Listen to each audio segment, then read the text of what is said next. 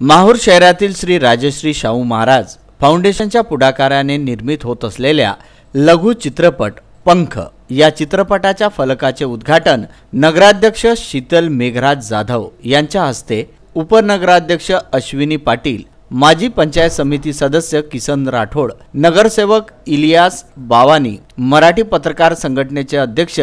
सरफराज दोसानी, पत्रकार जयकुमार अडकिने, राज ठाकूर, नितेश बनसोळे, आनंद तुपताळे, नंदू संतान, शालेय व्यवस्थापन समितीच्या अध्यक्षा श्रद्धा घोगरे, शीतल केदार, आशिष जयस्वाल, लक्ष्मीकांत झावरे, सुधीर जाधव, मनोज बरसागडे, ज्ञानेश्वर चौधरी,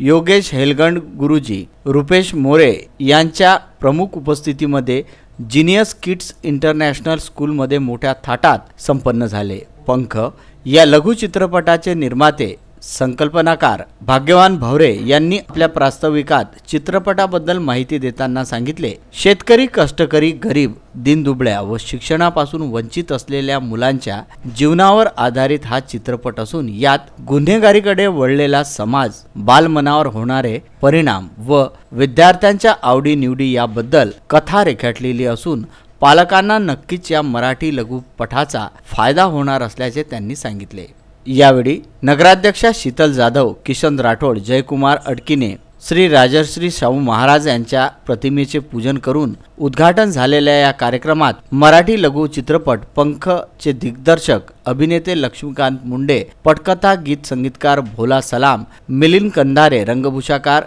गंगाना पोलासवार, निर्मिती व्यवस्थापक प्रभाकर राठोड, मुख्य कलाकार साधना श्रीपादवार, जावेद खिलजी वाईकर, छायांकनकार फारुख शेख या पंख टीमचे माहूरच्या वतीने